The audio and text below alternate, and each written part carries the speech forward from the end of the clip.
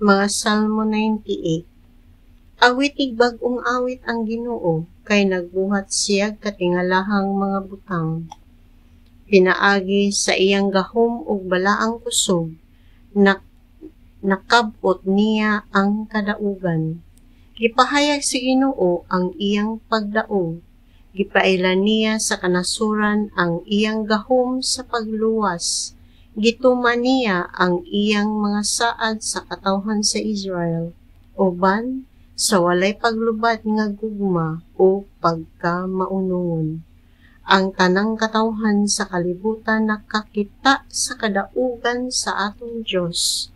Pag-awit nga malipayon ngadto sa Ginoo kamong tanang katawhan.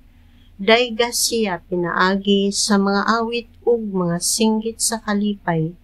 Dayga ang Ginoo dinuyugan sa mga alpa, pagtugtog ug huni ginamit ang mga alpa.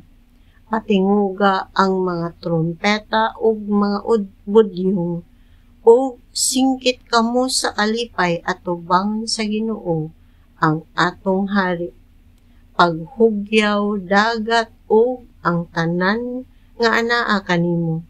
Pag-awit o yuta ug ang tanan nga nagpuyo kanimo. Pakpak o mga suba, pag-awit nga malipayon sa atubangan sa Ginoo kamong kabungturan.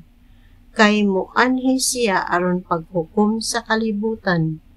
Hukman niya ang tanang katawhan subay sa hustisya o kaangayan.